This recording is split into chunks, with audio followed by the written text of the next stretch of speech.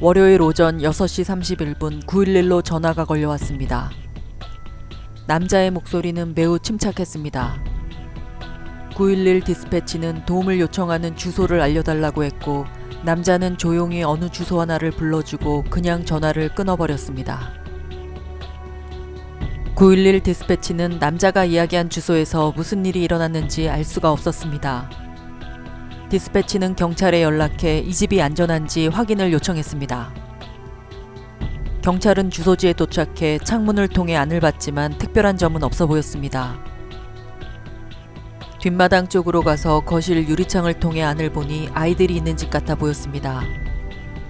문을 계속 두드려도 아무런 인기척이 없자 경찰은 거실 쪽 창문을 부수기로 결정하고 창문을 통해 집 안으로 진입했습니다. 집 안에는 아무도 없는 듯 보였고 별다른 특이점이 없어 2층으로 올라갔습니다. 경찰은 안방 쪽으로 가서 문을 열었을 때 피를 많이 흘리고 사망한 채 누워있는 여자를 발견했습니다.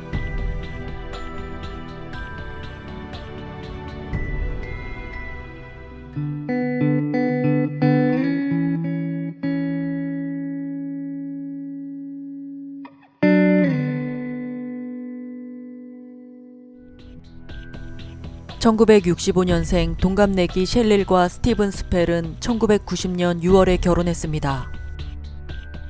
아이오와에서 태어나고 자란 둘은 꽤나 잘 어울리는 커플이었습니다. 셸릴은 대학교를 졸업하고 초등학교 교사로 일하고 있었고 스티븐은 비즈니스를 전공하고 은행에서 일하고 있었습니다.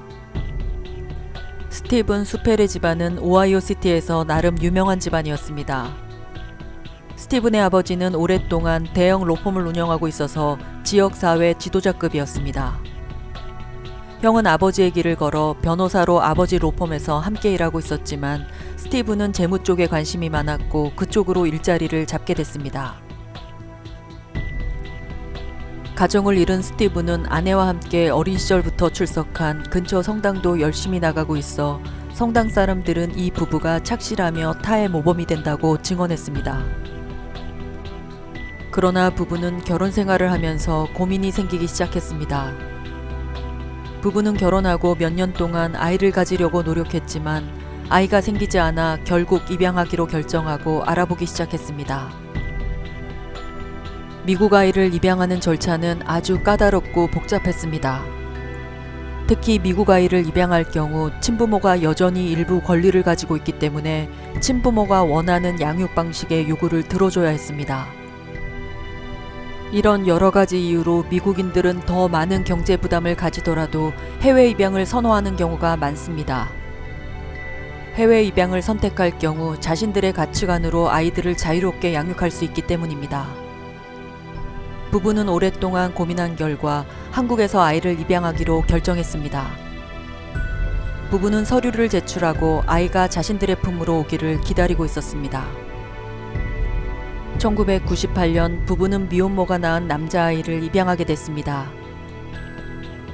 부부는 아들 이름을 이든으로 짓고 정성껏 기르기 시작했지만 백인이 많이 거주하는 지역에 살고 있었던 부부는 혹시 아들이 외로움을 느낄까봐 걱정이 되기 시작했습니다. 부부의 재정 상태는 여유로운 편이라서 부모가 없는 아이들을 더 돌볼 수 있다고 생각했습니다. 부부는 아들과 같은 나라인 한국에 입양 신청서를 다시 접수했습니다. 부부는 다음 해인 1999년에 둘째 아들 세스를 입양해 두 아이를 양육하기 시작했습니다. 그 후 부부는 2002년과 2005년에 2명의 여자아이를 더 입양해 4명의 한국 아이들의 부모가 되었습니다. 4아이 모두 미혼모가 낳은 아이들이었습니다. 셸릴은 교사로 일하고 있었지만 4명의 아이들을 키우기 시작하면서 사직서를 내고 풀타임 엄마로 살고 있었습니다. 교사였던 그녀의 재능을 발휘해 아이들의 교육에 신경을 썼으며 한국에 대해 전혀 몰랐던 셸릴은 한국의 문화와 역사에도 관심을 갖고 아이들과 함께 공부해 나가기 시작했습니다. 2005년 셸릴은 아이들이 성장하면서 정체성에 혼란이 오지 않게 한국어를 가르쳐야겠다고 생각했습니다. 그녀는 아이오와 대학 교수로 있는 친구에게 한국에서 유학 온 유학생이 있는지 도움을 요청했습니다. 얼마 후 교수 친구의 소개로 아이오와 대학교에서 석사 과정을 밟고 있는 한국인 유학생을 가정교사로 고용해 아이들에게 한국어를 가르쳤습니다. 가정교사에 따르면 부부는 아이들에게 최선을 다하는 듯 보였고 굉장히 신경 쓰고 있다는 것을 느낄 수 있었다고 증언했습니다. 아이들 방에는 한국 가정에서 볼 수 있는 한글 철자 포스터와 한글이 적혀 있는 매트도 깔려 있으며 부부는 여름방학 때 아이들을 코리안 캠프에도 참석시켰다고 이야기했습니다. 특히 셸리는 아이들을 키우면서 동양인의 두상이 백인과 다르다는 것을 알게 됐습니다. 셸리는 동네를 수소문해서 한국인 미용사가 있다는 이야기를 듣고 그녀를 찾아가 아이들에게 가장 잘 어울리는 헤어컷을 부탁했습니다. 보통 아이들의 헤어컷은 10,000원 정도였는데 셸리는 40,000원 정도 되는 금액을 지불하면서도 한국인 미용사를 찾아갔습니다. 학교 선생님에 따르면 아이들은 그늘 없이 늘 명랑했으며 깔끔하고 단정한 모습으로 학교에 왔다고 합니다. 2008년 올해로 첫째 이든이가 10살이 되었습니다. 이든이는 모든 운동을 잘했으며 특히 음악에 재능을 보여 첼로 레슨을 받고 있었습니다. 이든이는 굉장히 섬세한 편이면서 다른 사람을 잘 공감해 주었습니다. 아이는 7살 생일이 다가오자 생일 선물 대신 그 돈을 자신이 지냈던 한국 고아원에 기부하기를 원해 부부는 아이의 선행을 도왔습니다. 둘째 세스는 8살이 되었습니다. 세스는 사건이 일어나기 얼마 전에 아스퍼거 발달장애 진단을 받았습니다. 아스퍼거 증후군은 상호 소통에 어려움을 겪는 자폐와 비슷한 모습을 띠고 있었는데 세스는 집중력이 떨어지는 편이었지만 특별히 이상이 많이 발견되지 않은 상태였습니다. 꾸준한 치료가 아이에게 중요하다고 의사 선생님과 상의한 부부는 세스에게 필요한 치료를 받고 있던 중이었습니다. 세스가 토끼를 좋아하는 것 같아서 스티브는 토끼 2마리를 사줬습니다. 세스는 토끼에게 풀과 먹이 주는 일을 무척 좋아했다고 합니다. 셋째인 딸 미라는 5살로 자기 주장이 강했습니다. 한국어 가정교사 선생님이 머리 숙여 인사하는 법을 가르쳐줬는데 자신은 머리 숙이기가 싫다고 정확하게 자기 표현을 했습니다. 가정교사에 따르면 미라가 자신의 감정을 표현하고 주장하는 것이 특별히 예의 없는 행동이 아닐 경우 부부가 지지해준 듯 보였다고 이야기했습니다. 막내딸 엘리너는 3살로 입양 전부터 신장병을 가지고 있었습니다. 부부는 이 사실을 알고 있었지만 개의치 않고 엘리너를 입양했습니다. 그러나 입양하고 얼마 뒤 엘리너를 정기검진한 결과 뇌질환이 발견됐으며 부부는 서둘러 뇌수술을 했습니다. 부부는 엘리너의 건강에 특히 신경을 많이 썼으며 정기적으로 병원을 방문해 신장수술 시기를 보고 있었습니다. 부부의 지인에 따르면 2-3년 뒤에는 신장 이식 수술을 해야 할 것 같다고 이야기했다고 합니다.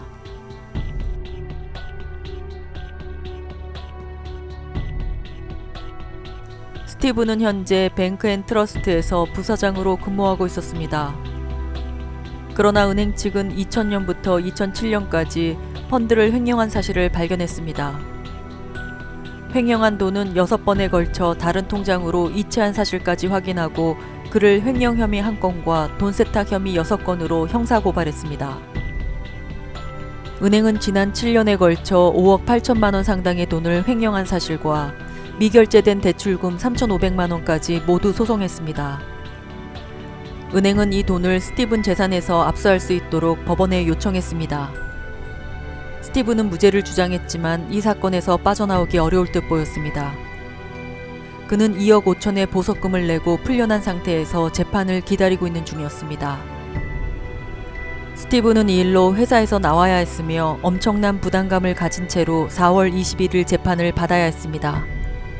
그는 아버지로서 아이들을 키워야 하기 때문에 근처 콘크리트 공장에서 일하기 시작했습니다.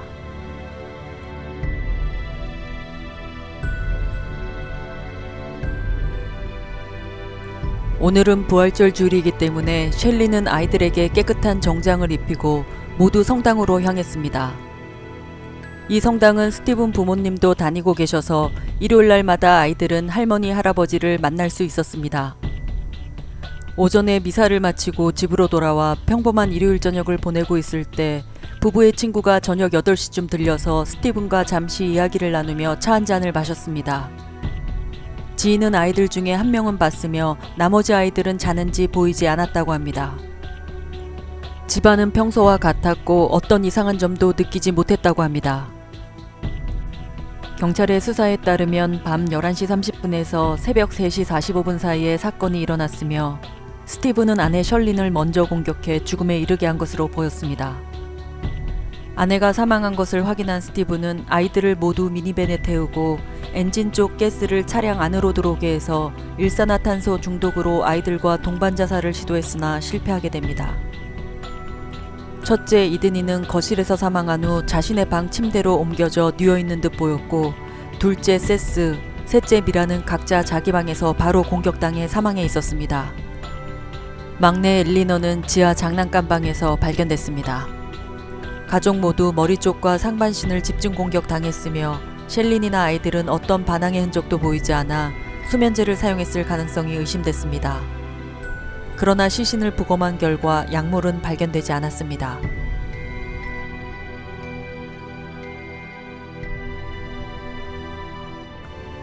집안을 수색하던 경찰은 식탁 위에서 4장의 편지를 발견했습니다.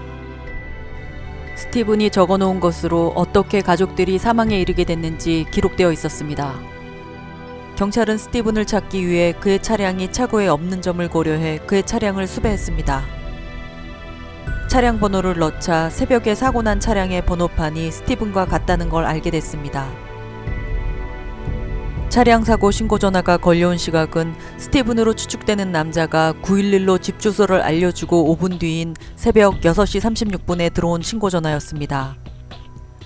목격자에 따르면 사고 차량은 80번 고속도로를 과속으로 달려 곧바로 콘크리트 기둥에 차량을 충돌시켰다고 증언했습니다. 충돌 후에 차량에 불이 붙었고 운전자는 불에 타 얼굴을 알아볼 수가 없었습니다.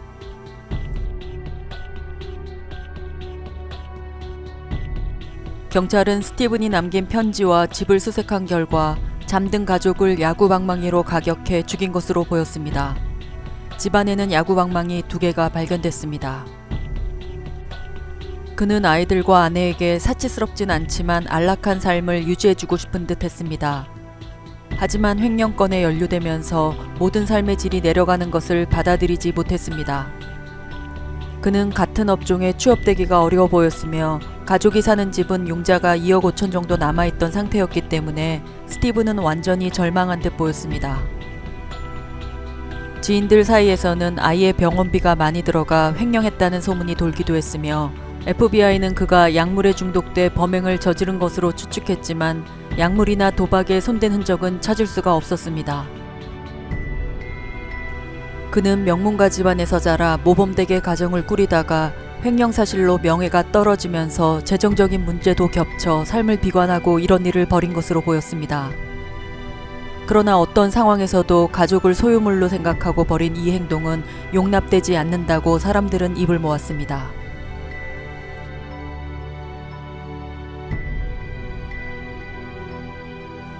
가족들의 장례식이 성당에서 열렸습니다. 장인 잭은 독실한 캐톨릭 신자로 18년 동안 딸과 살면서 사위는 언제나 가족을 편안하게 생활하도록 노력했으며 그를 조건 없는 사랑으로 사랑하겠다고 이야기해 많은 사람들은 눈물을 흘렸습니다. 셸린의 가족들은 스티븐을 용서하고 셸린과 아이들이 묻힌 묘지에 나란히 묻기로 결정했습니다. 장례식에는 근교에 사는 한국인 30명이 참석해 한 번도 본 적 없는 아이들의 마지막 가는 길을 함께 했습니다. 스티븐이 닥쳐온 어려움을 가장으로서 책임감 있게 잘 견뎌내고 이겨냈더라면 더 성숙한 가정이 되지 않았을까 사람들은 안타까워했습니다. 한국을 떠나 머나먼 타국 땅에서 두려움으로 마지막 생을 마친 아이들에게 깊은 애도를 표합니다.